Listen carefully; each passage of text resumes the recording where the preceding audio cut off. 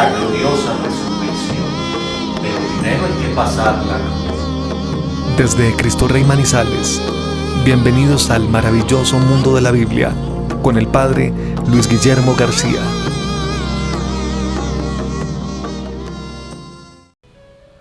El maravilloso mundo de la Biblia, hoy ya 6 de diciembre, increíble cómo corre el tiempo.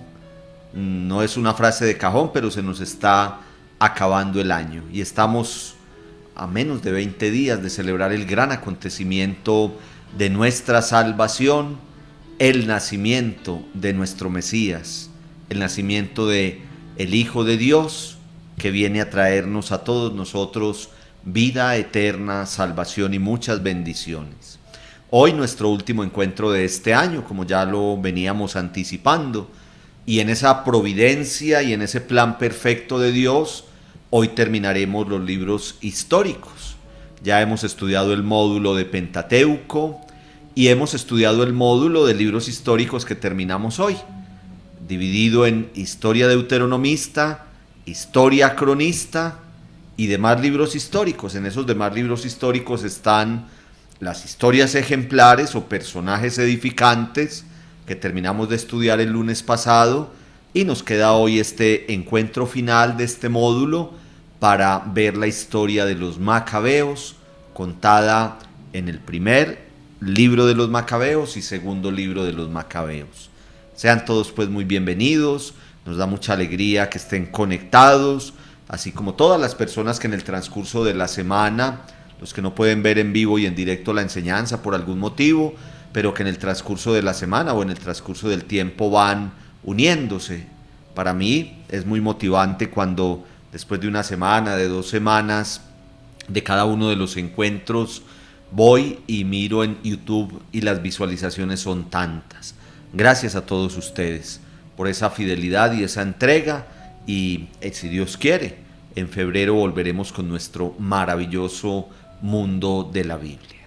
Como siempre lo hacemos, vamos entonces a iniciar esta noche con un poquito de oración, implorando la presencia del Espíritu Santo, que nos guíe, que nos ilumine, que nos permita entender, dándonos el don de la sabiduría, pero también que mueva nuestra voluntad para que todo esto que vamos aprendiendo aquí sobre nuestra historia de salvación lo podamos llevar a la práctica, que es al fin y al cabo lo más importante. En el nombre del Padre, del Hijo y del Espíritu Santo. Amén. Espíritu Santo, Espíritu bueno, Espíritu de Dios, ven a estar esta noche con nosotros. Estamos ya muy cerca de celebrar el gran acontecimiento de la Navidad. Mañana y el miércoles estaremos celebrando con tanta fe y tanta piedad la Inmaculada Concepción de la Santísima Virgen María, la noche de las velitas o las noches 7 y 8 de diciembre, también reconociendo el papel de la Santísima Virgen, de nuestra Madre, en todo este camino de salvación. Hoy, Espíritu Santo, derrama el don de la sabiduría y el entendimiento. Permítenos comprender la palabra que esta noche estaremos meditando, pero también permítenos poderla llevar a la práctica en nuestra vida. Salmo 43, versículos del 1 al 4. Envía, Señor, tu luz y tu verdad. Hazme justicia, oh Dios, defiéndeme contra gente despiadada. Líbrame del hombre traidor y malvado. Tú eres mi Dios y mi fortaleza. ¿Por qué me has rechazado? ¿Por qué estoy afligido, oprimido por el enemigo? Envíame tu luz y tu verdad, que ellas me guíen y me lleven a tu santo monte, hasta tu morada. Y me acercaré al altar de Dios, al Dios de mi alegría, y te daré gracias con el arpa, Dios mío. Gloria al Padre, y al Hijo, y al Espíritu Santo, como era en el principio, ahora y siempre, por los siglos de los siglos. Amén. Envía, Señor, tu luz y tu verdad. Es lo que te pedimos esta noche, Señor. Cuando estudiaremos o meditaremos un poco la historia de la familia de los Macabeos, una familia que se dedicó a defender la fe en medio de una invasión cultural que querían cambiarle sus principios y sus tradiciones, pero ellos se mantuvieron firmes en la fe, defendieron la fe y los principios. Que también nosotros, Señor, cada día de nuestra vida, en nuestra sociedad, en nuestro mundo, a ejemplo de estos personajes bíblicos, sepamos mantenernos firmes en la recta moral, en las sanas costumbres, en la práctica de la fe y en la práctica de lo que tú esperas de nosotros. Muy bien, seguimos en ambiente de oración, se siente muy bonito la presencia del Señor, a pesar de que estamos congregados virtualmente, pero el Señor viene porque Él sabe que es con el corazón que buscamos dar estas enseñanzas, y Él sabe que el único objetivo que tenemos es sembrar la semilla de su poderosa palabra, que es al fin y al cabo la semilla del reino de Dios, la semilla de la salvación. Terminamos entonces todo este módulo de libros históricos. Empezamos estudiando toda esa historia de Josué y la conquista de la tierra prometida. Estudiamos Jueces, Samuel, Reyes. Estudiamos toda la historia cronista, 1 y 2 Crónicas, Esdras y Nehemías. Estudiamos los personajes edificantes o las historias ejemplares, Ruth, Tobías, Judith, Esther. Y ahora terminamos entonces con la familia de los Macabeos. Pero antes, un muy breve repaso del ejercicio que dejamos, la tareita, como me gusta llamarlo a mí cariñosamente, la tareita para el día de hoy. Leíamos el segundo libro de los Macabeos en los capítulos del 3 al 7 y entonces hacíamos 3 preguntitas. La primera era el cargo ocupado por Apolonio de Tarso, y nos cuenta segunda Macabeos en el capítulo 3 versículo 5 que Apolonio de Tarso era el gobernador de Celesiria y de Fenicia, un cargo importante en una región importante, en unas poblaciones también, digamos así, de cierto realce, y que ustedes espero hayan leído toda la historia al respecto. Cuando murió Seleuco, ¿quién lo sucedió en el trono? Un personaje que jugará un papel muy importante en la historia, en aquel tiempo, en la historia bíblica y en la historia universal, como es Antíoco, apodado Epífanes. Pasó a la historia como Antíoco Epífanes, que introdujo allá toda esa forma de ver la vida distinta a la que traían los judíos, los hebreos, y los quiere insertar en todo ese mundo griego, y desde ahí se va a desprender toda esa realidad de la revolución macabea. Lo vamos a ver. Y la otra preguntica, ese capítulo 7 del segundo libro de los Macabeos, muy interesante. Hoy, si nos queda tiempito, vamos a leer un poco de él, y si no, yo espero que ustedes hagan su lectura personal. Es donde aparece en la palabra de Dios por primera vez como una conciencia muy clara y muy plena de esa realidad de la resurrección. Yo cito aquí como respuesta a la tareita el versículo 14 de ese capítulo 7, pero en realidad aquí lo tengo abierto en mi Biblia y muy subrayado, no sé qué tanto se verá, muy lleno de resaltador verde.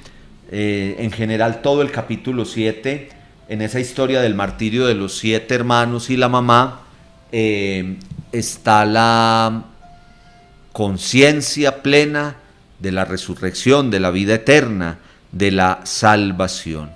En el relato del martirio de los 7 hermanos se afirma respecto a los que mueren, que tienen la dicha de esperar en la resurrección.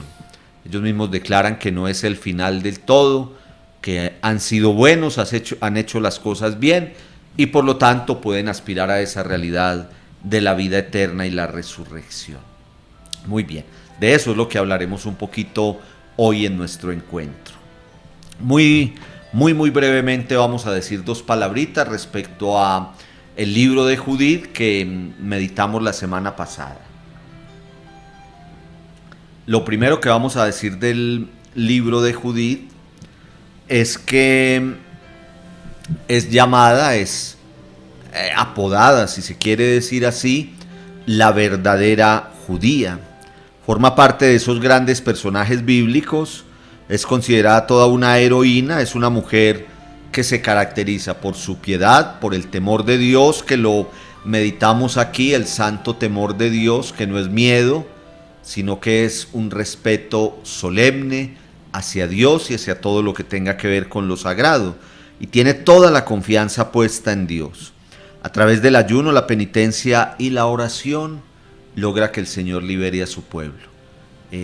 Recuerden que esta mujer ciertamente arriesgó su vida, tomó una decisión complicada, pero todo siempre por amor a su pueblo y, digámoslo así en un lenguaje muy nuestro, se metió en la boca del lobo, pero todo para liberar a su pueblo y para que su pueblo pudiera quedar como liviano ante toda esa opresión que traía.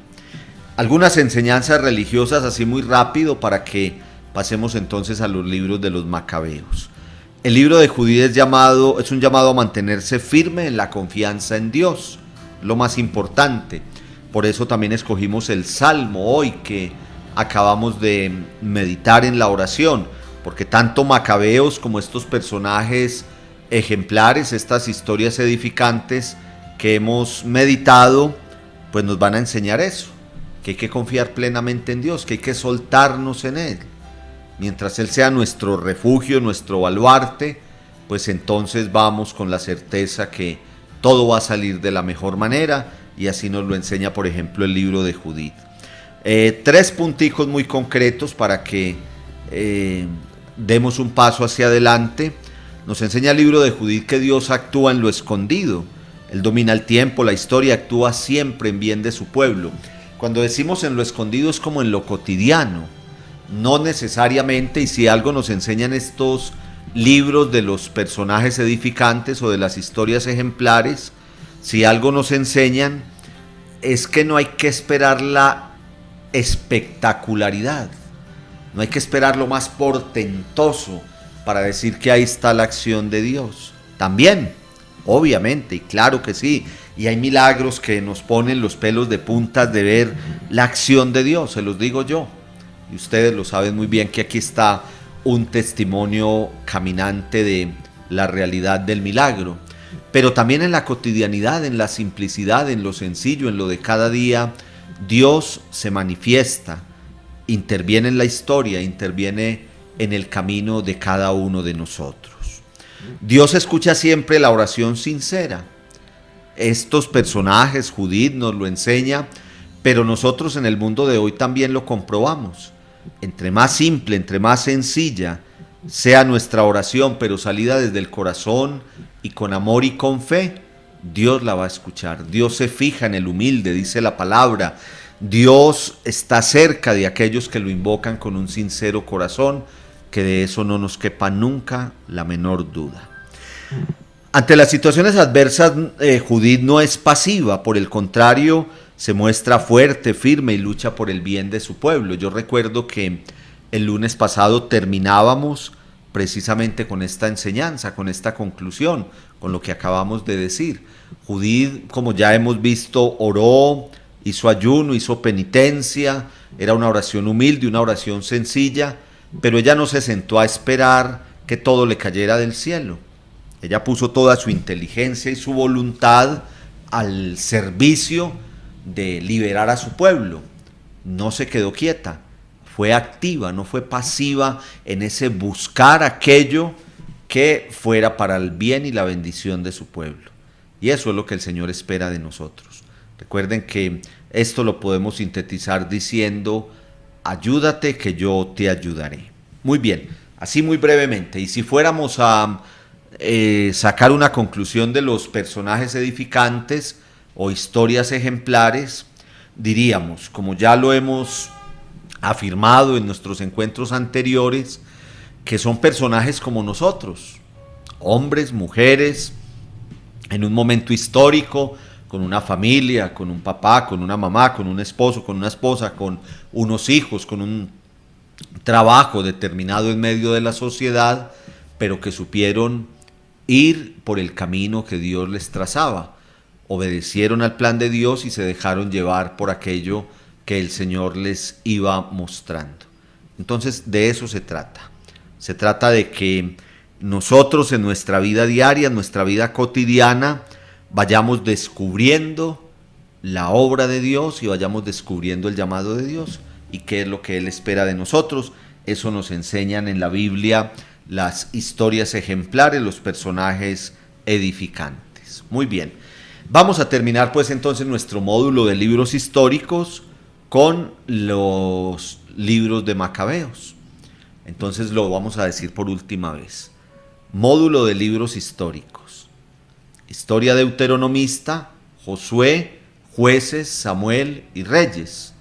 Historia del cronista, Crónicas, Esdras y Nehemías. Personajes edificantes o historias ejemplares, Ruth, Tobías, Judith, Esther. Y terminamos el módulo de libros históricos con 1 y 2 Macabeos. Y luego ya en el año entrante estaremos estudiando, si Dios quiere, empezaremos con el libro de los profetas y luego el módulo de libros de los profetas y luego el módulo de los libros sapienciales. Nos faltan 2 módulos, ya estudiamos 2. Estudiamos el Pentateuco y los libros históricos. Ahora seguiremos con profetas y con los libros sapienciales. Ahí terminamos el Antiguo Testamento y daremos el paso al Nuevo Testamento. Hemos recorrido un muy buen camino, créanme que hemos recorrido un muy buen camino y con la certeza y la conciencia que hasta donde vamos en este momento la cosa va bien aprendidita y ustedes, como me lo repiten constantemente en los correos, en las redes sociales o en la puerta de nuestro templo, como me lo repiten, hemos aprendido a leer la Biblia y como se los digo yo cuando me hacen esa afirmación, para mí con eso es suficiente. A este ritmo, a este paso, pero que aprendamos a leer la palabra de Dios. Muy bien. Hay quienes llaman los libros de Macabeos, 1 y 2 Macabeos, historia de una revolución, porque ciertamente esa familia macabea se alza contra aquello que les querían imponer en ese momento.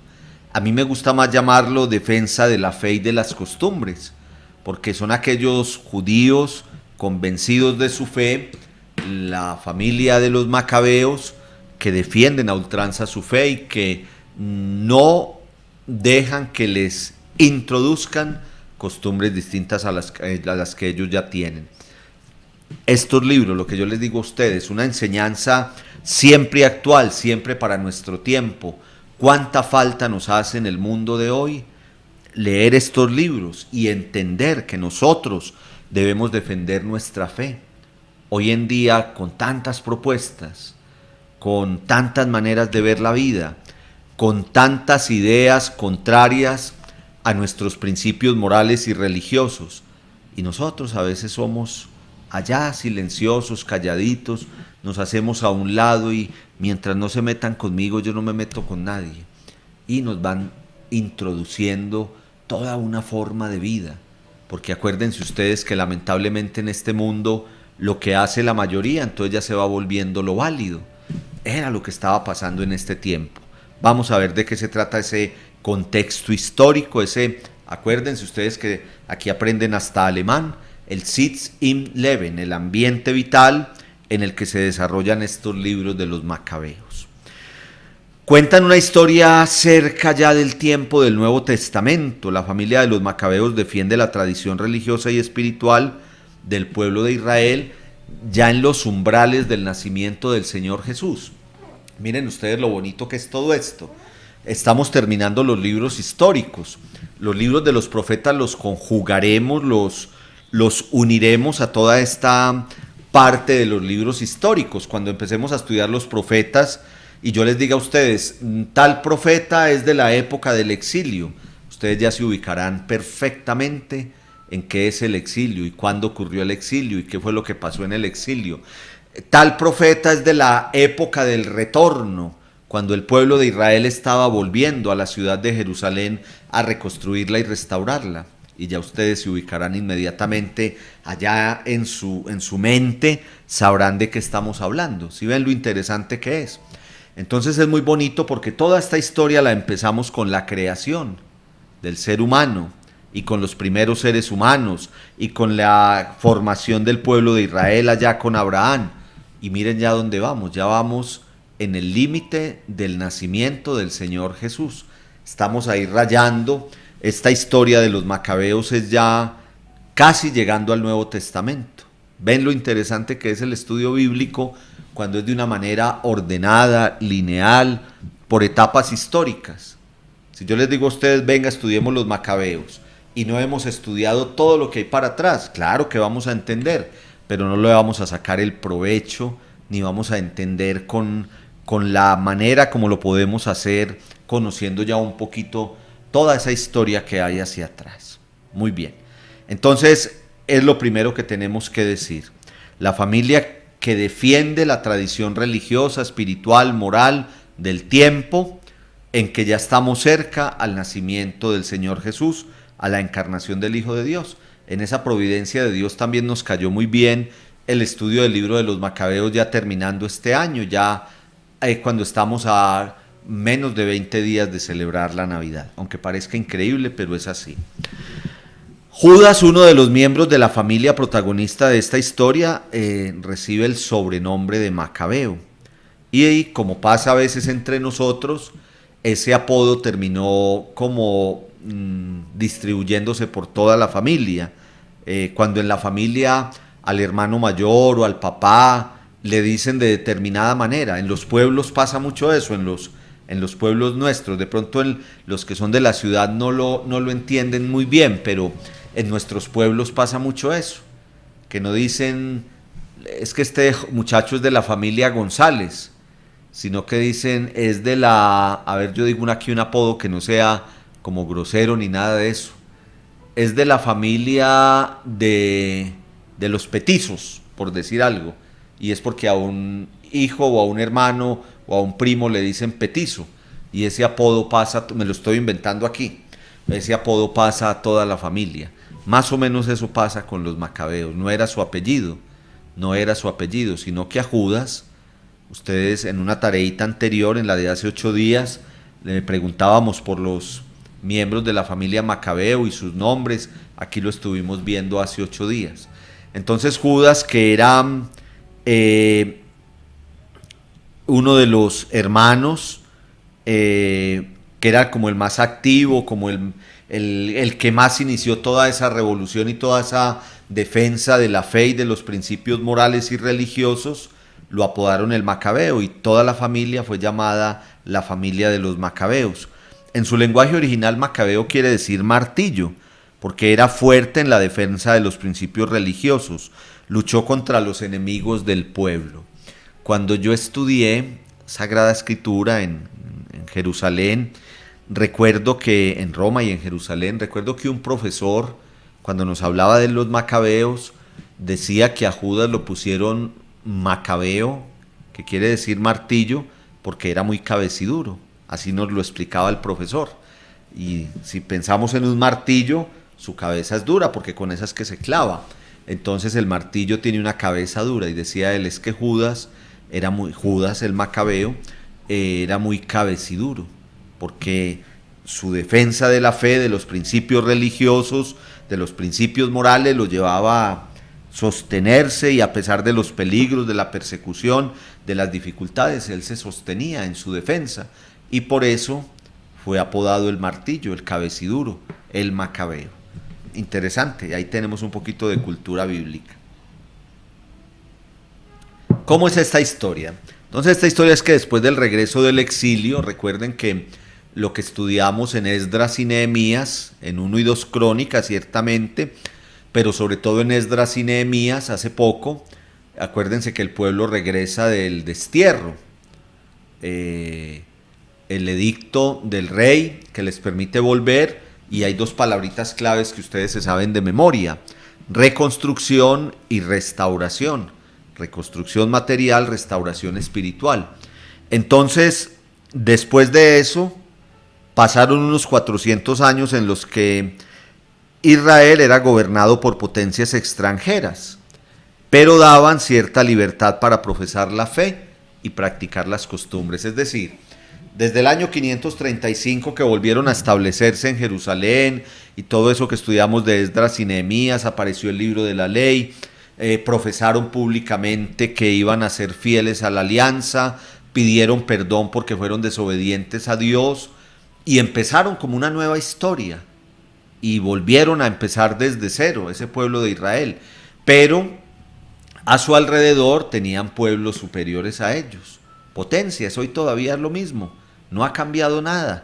En últimas, nosotros, estos pueblos de por aquí, terminamos obedeciendo a otros que son más poderosos humanamente hablando, más ricos económicamente, más estructurados militarmente, en fin, todo eso, y terminamos siendo súbditos de ellos. Eso es una realidad, no ha cambiado nada. Pasó lo mismo durante 400 años, o sea, miren ustedes, o sea, ya era un siglo antes de la venida del Señor Jesús, pero digamos que los dejaban practicar su vida religiosa en paz. Eran países más poderosos que el pueblo de Israel, digamos que tenían la autoridad sobre ellos, pero les respetaban sus costumbres religiosas, su práctica de fe. En ese sentido no se metían con ellos, los dejaban practicar su fe, su vida espiritual, su vida religiosa. Pero cuando llegó Antíoco IV Epífanes, ya lo mencionábamos en la tareita, trató de imponer la cultura y la religión griega. Saqueó el templo nuevamente de Jerusalén, ese pobre templo ha sido más saqueado que un tremendo. Prohibió las prácticas religiosas judías. En este contexto surge la revolución macabea, liderada por Judas y su familia para defender las costumbres y las tradiciones del pueblo. Nos ubicamos en la historia, ¿cierto? Es muy clara y muy concreta. Después del exilio y después del retorno del exilio, el pueblo empezó otra vez, reconstruyó materialmente, se restauró espiritualmente, volvió a poner en orden el templo, se congregaban a su oración, a la lectura de la palabra y a todas sus fiestas religiosas y espirituales. Habían unos países superiores que los gobernaban, por llamarlo de alguna manera, o tenían cierto poder sobre ellos, que era una nación humanamente inferior, porque espiritualmente era el pueblo más poderoso de todos, porque tenía el único y verdadero Dios. Entonces esos otros pueblos como que lo dominaban, pero le respetaban su práctica de fe, su vida espiritual. No se metían con sus costumbres religiosas y espirituales. Pero en un momento, como pasa siempre y como lamentablemente hoy pasa en tantos países, hay formas de gobierno. Se los digo yo que he estado en misión fuera del país, de Colombia. Hay formas de gobierno que impiden la religión, que impiden la práctica espiritual. Nosotros tenemos que ser muy atentos a esas realidades, porque existen, eso no son cuentos ni historias, existen formas de gobierno en el mundo que impiden una práctica religiosa, impiden una práctica de la vida espiritual, que van en contra de los principios de fe y morales. Eso fue más o menos lo que pasó aquí cuando llegó Antíoco IV Epífanes. Fueron 400 años, digamos, tranquilos, pasaron varias generaciones, muchas generaciones, una práctica de vida espiritual, de vida religiosa, de vida de fe, todo tranquilo, pero de un momento a otro llega un rey de una de esas potencias que dominaba al pueblo de Israel y les dice: no señor, aquí les vamos a imponer la cultura griega y ustedes van a adorar los dioses con minúscula de los griegos y van a dejar de hablar su lengua nativa, su arameo, su hebreo, y van a empezar a hablar la lengua griega. Querían cambiarles por completo hasta eso, su forma de hablar, su forma de expresarse, sus costumbres, su práctica de fe, su vida espiritual. Y ahí es cuando la familia de los macabeos, con Judas, el hermano como más cabeciduro, el hermano más líder, y los otros hermanos dijeron: un accidente con el micrófono, pero no pasa nada. No pasa nada, ya todo bajo control. Espero que no les haya sonado muy duro por allá el golpe, el martillo, el cabeciduro. ¿Vieron? Estábamos hablando de eso. El cabeciduro del martillo. La cabeza del micrófono es como la cabeza de Judas el Macabeo. Esto hacía parte para hacer lo que vamos a estudiar en los libros proféticos, que se llama una acción simbólica. Muchas veces el profeta hace algo, no me voy a poner a hablarles ahora de eso porque ya llevamos media hora y no nos alcanza el tiempo, pero el profeta hace una acción para darle una enseñanza al pueblo. Aquí más o menos, para que me entiendan bien cómo era Judas Macabeo, el cabecemartillo, el cabeciduro. Se cayó la cabeza del micrófono y sonó duro allá en la transmisión que ustedes están escuchando. Entonces, esta familia macabea luchó, defendió los principios, no dejaron que les introdujeran toda esa realidad de una ideología, de una forma de ver la vida muy distinta a la que ellos traían. Hasta su lengua les querían cambiar.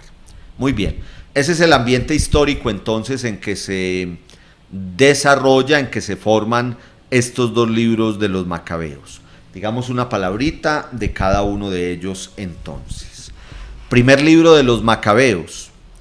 El primer libro de los... Voy a leer un poquito las diapositivas porque ya vamos cogiditos de la tarde y hoy sí no nos podemos dar el lujo de postergar para la semana entrante porque no hay semana entrante del maravilloso mundo de la Biblia. Ya en febrero comenzaremos los libros proféticos. El primer libro de los macabeos cuenta la historia de toda la revolución macabea, desde Matatías, que es el papá, hasta el último de los hijos, que es Simeón.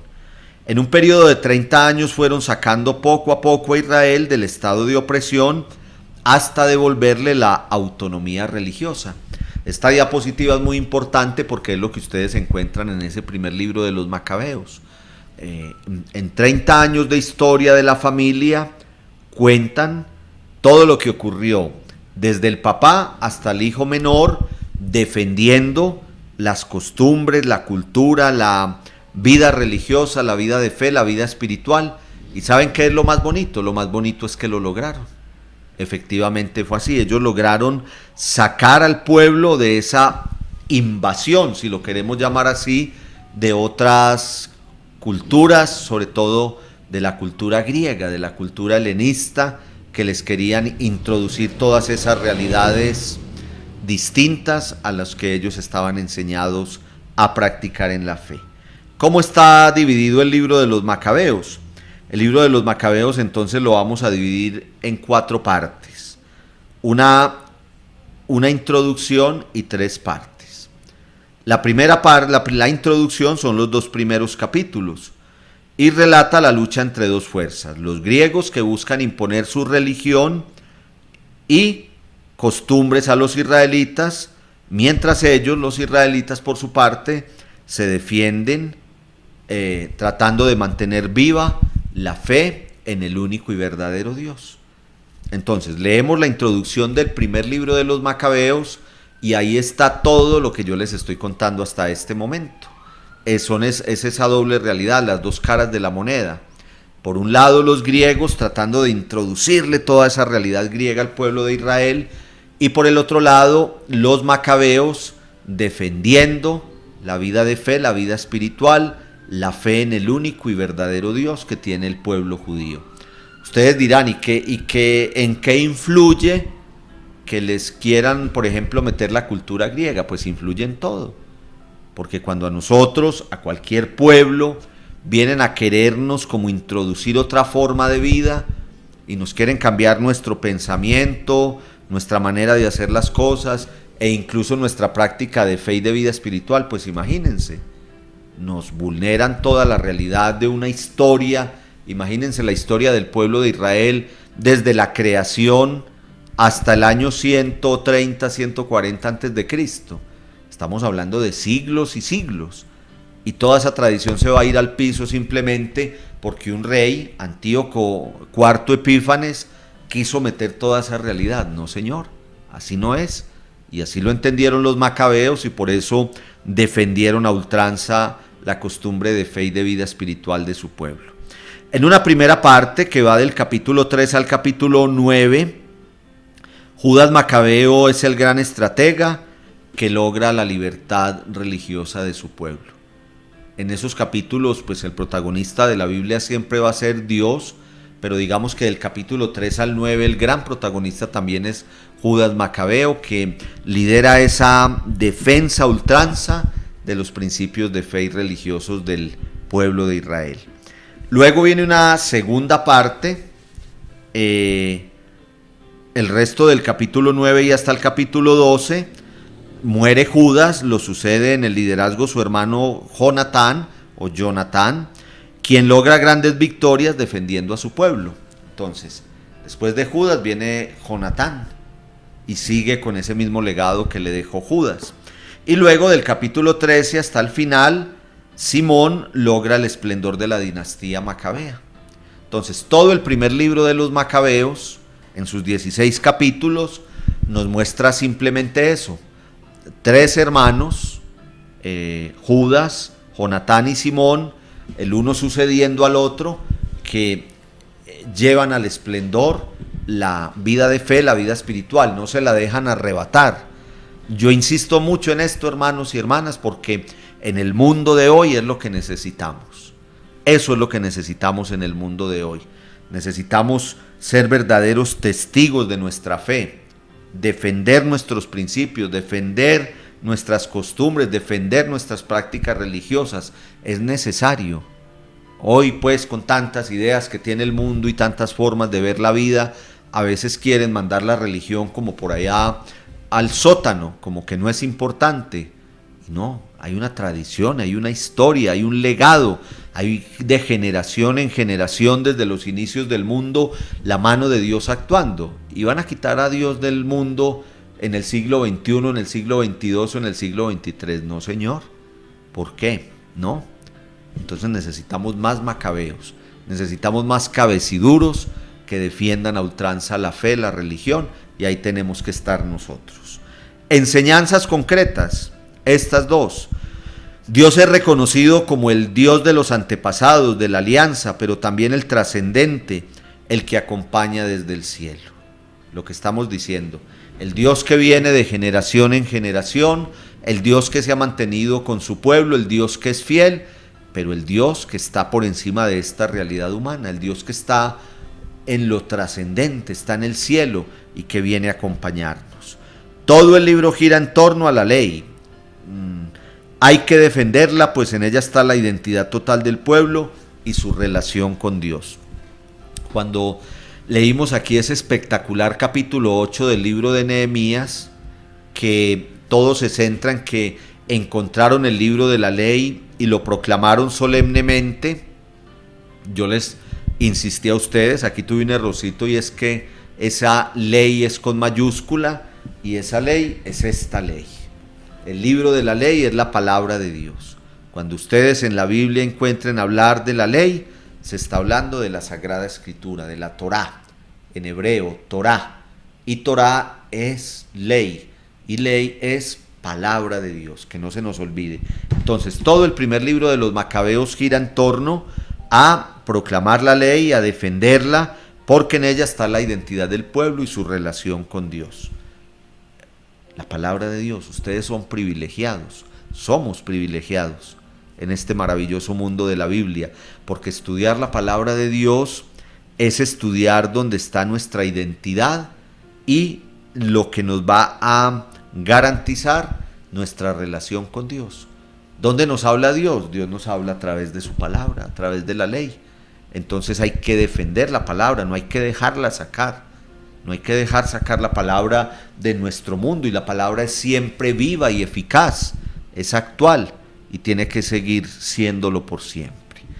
Así resumidito, sintético, fácil, el primer libro de los Macabeos. Ahora tenemos 10 minuticos para leer el segundo libro de los Macabeos. Ustedes después los textos que yo les traía preparados los van a leer por su cuenta para no alargarnos hoy. Yo que he sido profesor, uno siempre como profesor dice que la primera y la última lección no se dan, entonces esta de hoy no la vamos a tener de más de una hora, sabiendo que es nuestra última, es nuestra despedida por este año. Entonces vamos a ver otros 10 minuticos y ustedes quedan con la tarea de leer muy atentamente, sobre todo 2 capitulitos que les voy a sugerir del segundo libro de los Macabeos. Relata los acontecimientos vinculados con la persecución del mundo griego contra la nación judía, destacando la defensa hecha por Judas Macabeo. Atención, no es continuación de Primera Macabeos, si bien narran una historia de la misma época, pero vista desde perspectivas diferentes. O sea, es el mismo ambiente vital, ahí lo volvimos a leer. El mundo griego queriendo meterse allá en el mundo judío. En resumidas cuentas es eso, dicho en un lenguaje que todos entendamos, es eso. Los griegos queriendo en la cabeza de Antíoco IV Epífanes, queriendo arrasar con toda la cultura hebrea y judía, acabarles con su tradición con mayúscula. Pero Segunda Macabeos no es que sea continuación, sino en el mismo contexto histórico, en el mismo ambiente, nos habla desde otra perspectiva, desde otra óptica. Enseñanza religiosa del segundo libro de los Macabeos. La majestad de Dios, que es un rey bondadoso, providente, justo, todopoderoso y eterno, tiene 2 temas centrales, y hay un texto para cada uno de esos temas centrales, y son 2 temas centrales de nuestra teología, de nuestro creer, de nuestra vida de fe todavía hoy: la creación y la vida futura. Dios creó el universo, lo modeló la raza humana y lo domina todo. Pero también nos va a hablar de esa posibilidad, como ustedes lo leyeron ya para la tarea de hoy, esa posibilidad de vida eterna y de resurrección. Es importantísimo. Si yo les hiciera a ustedes examen, les preguntaría eso. De lo que hemos estudiado hasta ahora, ¿en qué libro bíblico aparece una conciencia clara y contundente por primera vez de la resurrección y de la vida eterna? Y ustedes, sin pensarlo, porque como decía también un profesor mío del bíblico, cuando un alumno sabe no tiene que ponerse a pensarlo, sino que eso fluye, como hacemos aquí, que esto va fluyendo, es así. Entonces usted, sin pensarlo, diría: en el segundo libro de los Macabeos. Nunca se les olvide, por favor. Donde hay un primer testimonio claro, concreto, de conciencia, de vida eterna y resurrección, es en el segundo libro de los Macabeos. Pero también nos habla de la creación. Entonces nos presenta a Dios como el omnipotente, el providente, el todopoderoso, el bondadoso, el que está pendiente de nosotros. Y tiene 2 temas centrales: creación del mundo y de el ser humano de manos de Dios, y el convencimiento, la certeza de que hay una vida futura, de que hay una vida eterna. Destaca los grandes patriarcas y la historia del pueblo guiado por Dios desde siempre, desde los inicios de la historia. El pueblo debe guardar la ley, que es la palabra, y la alianza. El templo es un lugar de culto que juega también un papel preponderante, pues en la defensa de la fe. Lo hemos visto aquí. Nuestros templos hoy en día son signo de la fe de un pueblo. Son signo de la fe de un pueblo. Aquí en nuestro país usted va a los lugares, digamos, donde hay un arraigo espiritual fuerte, unos ancestros con una vida espiritual muy fuerte, y usted en cada esquina encuentra un templo. Estos pueblitos paisas, por ejemplo, es así. Nuestros pueblos, muchos de nuestros pueblos de Caldas es lo mismo, un pueblo pequeño y tiene 3, 4 capillas grandes y templos. Roma, usted va a la ciudad eterna, a la ciudad de Roma, y cada media cuadra hay un templo hermoso. Entonces es eso. Entonces, en este ambiente de macabeos que están defendiendo sus costumbres, sus principios, su vida espiritual, su vida de fe, pues el templo juega un papel preponderante, pero también lo juega la palabra de Dios y también lo juega el llamado a ser fieles a la alianza. Me da mucho pesar porque tenemos 10 minuticos, entonces no nos vamos a detener a leer estos textos.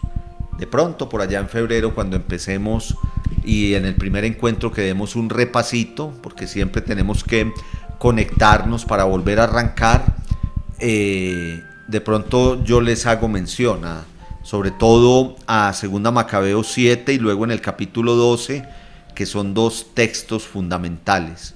Aquí simplemente vamos a mencionar de qué tratan y ustedes, bien juiciosos, los leen con mucho detenimiento. Subrayenlos, tomen nota. Ustedes ya saben hacer una lectura atenta y ya saben que lo más importante es dejarnos guiar por el Espíritu Santo, haciendo una lectura atenta, subrayando, y el Señor les va a ir poniendo allí lo que es más importante.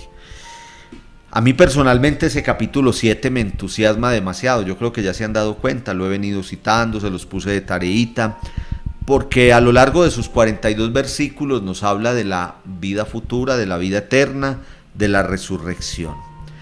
Resalta la recompensa para la vida futura para quienes se mantengan firmes e íntegros en la fe. Los que guardan la alianza recibirán todas las bendiciones después de la muerte. Yo no sé si diciéndolo tan rápido lo alcanzamos a captar, pero es algo muy importante para la teología, para la vida de fe, para las verdades de nuestra fe católica. Es que estamos hablando que ya en este libro del Antiguo Testamento se habla de vida eterna, de resurrección y de premio para los justos, porque ciertamente lo dice, allá en ese martirio de los 7 hermanos se declara que por ellos haber sido justos, buenos, cumplidores, obedientes al plan de Dios, pues van a merecer la vida eterna. Mientras dice, los verdugos no, a los verdugos no les va a alcanzar porque se dedicaron a hacer el mal.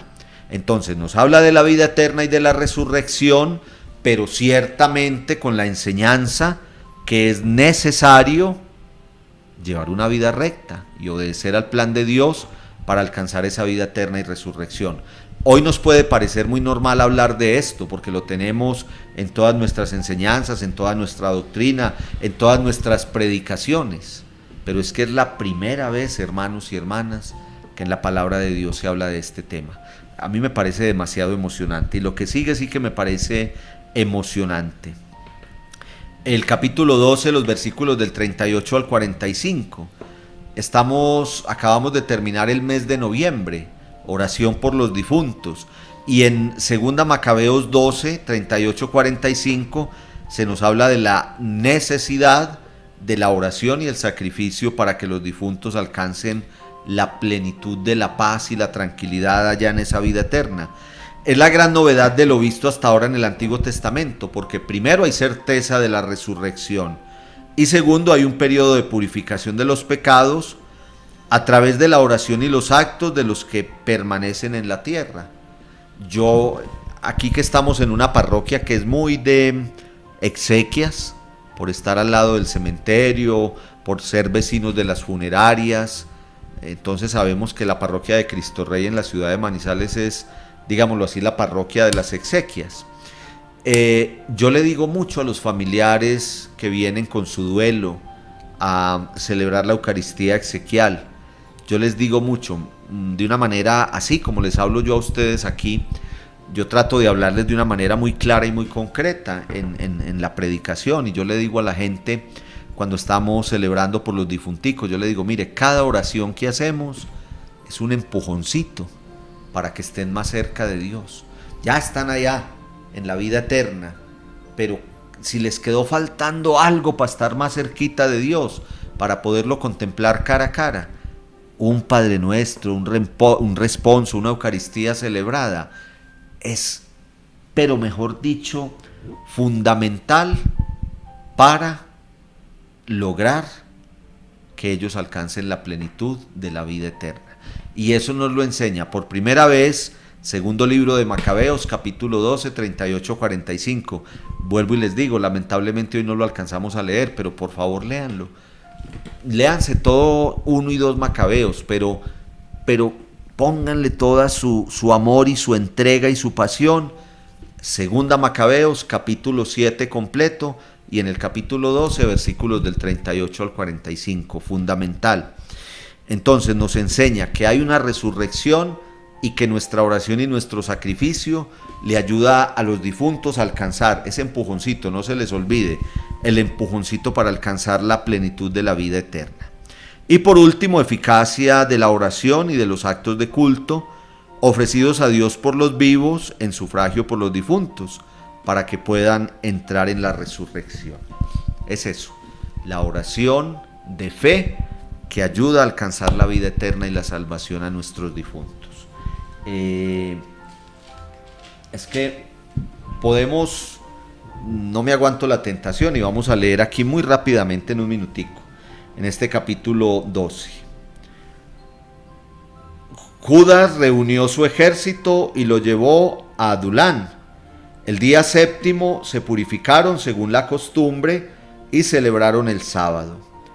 Como el tiempo apremiaba, los hombres de Judas fueron al día siguiente a recoger los cadáveres para enterrarlos con sus parientes en los sepulcros de sus antepasados. Bajo la túnica de cada uno de los muertos se encontraron objetos consagrados a los ídolos de Yamnia, prohibidos por la ley de los judíos. Entonces todos comprendieron que esa había sido la causa de su muerte. Bendijeron al Señor juez justo, que descubre las cosas ocultas. Y miren lo que sigue. Están hablando porque hubo allá entonces una captura y mataron a unos miembros del pueblo allá en toda esa batalla que se daba. Pero mire esto que sigue.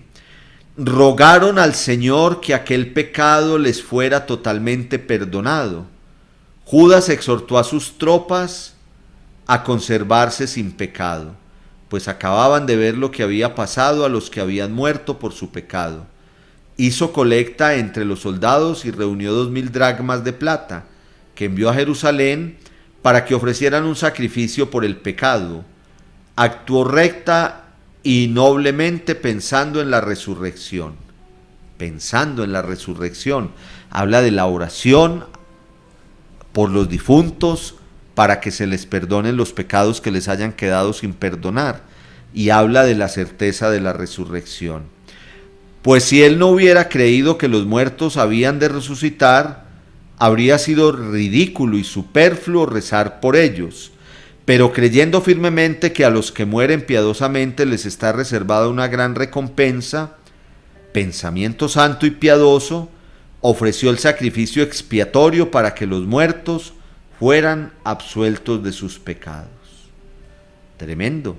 Está clarísimo. Ahí leímos 12, 38, 45.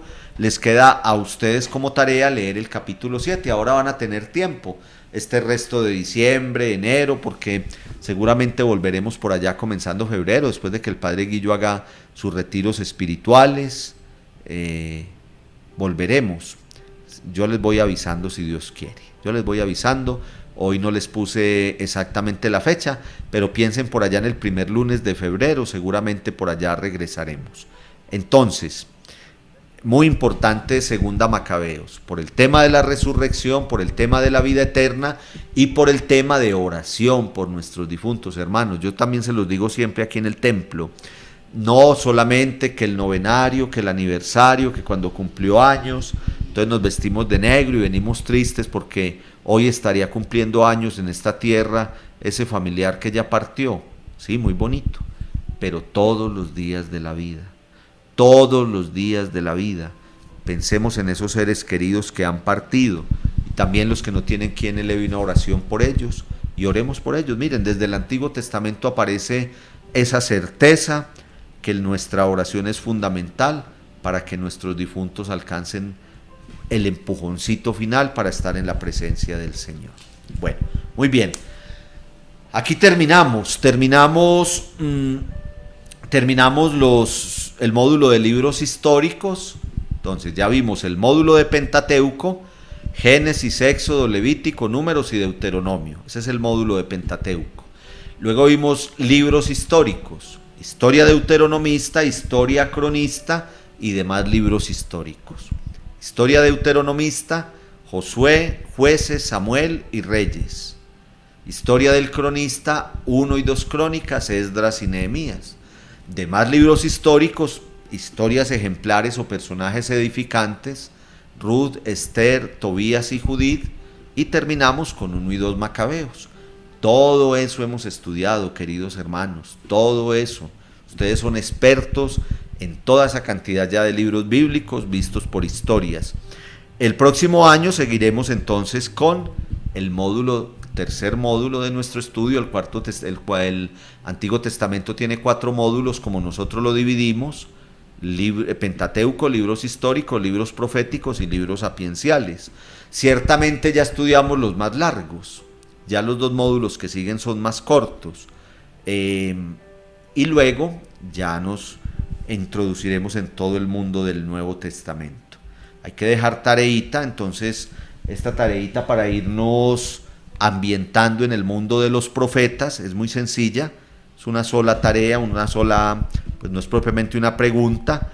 Escriba la lista de los libros de los profetas que hay en su Biblia, con sus respectivas abreviaturas y cuántos capítulos tiene cada uno. Entonces usted va a hacer una tablita y va a decir libros proféticos. Entonces, por ejemplo, profeta Isaías, abreviatura IS, capítulos, tantos, 50, 60, 80, los que tenga. Jeremías, abreviatura JER, capítulos, tantos. Ezequiel, abreviatura EZ, capítulos que tiene, tantos. Esa es la tareita sencilla para que nos familiaricemos con todo este mundo de los profetas. Muy bien, entonces es esa la tarea. Solo Dios basta. No paramos en diciembre y enero ni con la poderosa palabra de Dios. Si Dios quiere y nos da vida y salud, todos los días en este canal de YouTube es nuestra manera de estar sintonizados, y yo allí les estaré avisando cuando retomamos o en qué momento haremos otra prédica, lo que sea. Seguramente que por ahí en Navidad me animaré a hacer una prédica y la subiré para el año nuevo, seguramente también en fechas así especiales. Entonces estén muy pendientes de nuestro canal de YouTube, Cristo Rey Manizales. Todos los días la poderosa palabra. La noche anterior, hoy por ejemplo, ahora en un ratico, en 1 hora y media, subimos la de mañana. Y así cada día. En la noche anterior, después de las 9:30, encontramos la enseñanza del día siguiente con la primera lectura o el evangelio de cada día. Y tampoco pararemos nuestra hora santa, si Dios quiere. Aquí siempre los esperamos, y también virtualmente a ustedes.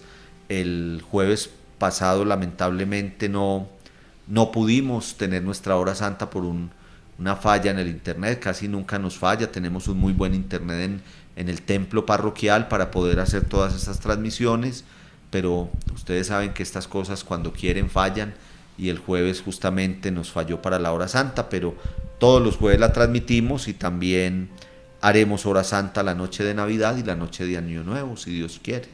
Muy bien, ya les iremos diciendo. También iremos aquí en la parroquia por los sectores, en las novenitas, que en estos 2 años anteriores por la pandemia no lo hemos podido hacer, pero vamos a retomar con mucha precaución. Pero queremos ir a nuestros sectores a celebrar la Santa Misa y la novena en los días de las novenas de Navidad. En nuestro templo, que ya hoy empezamos a hacer el pesebre, también tendremos las novenas cada noche. El Señor los bendiga, los quiero mucho. Este es un descansito, pero volveremos. Yo les pido que sigan orando por mí, que el Señor nos siga llevando de su mano. Yo oro por ustedes, como se los digo de diario en la poderosa palabra. En el altar de nuestro templo están puestas todas sus intenciones. Dios te salve María, llena eres de gracia, el Señor es contigo. Bendita tú eres entre todas las mujeres, bendito es el fruto de tu vientre Jesús. Santa María, Madre de Dios, ruega por nosotros pecadores, ahora y en la hora de nuestra muerte. Amén. La bendición de Dios Todopoderoso, Padre, Hijo y Espíritu Santo descienda sobre ustedes. Santa noche, feliz semana, feliz Navidad. El Señor los bendiga mucho. Nos vemos comenzando febrero en el maravilloso mundo de la Biblia. Nos vemos todos los días en la poderosa palabra de Dios.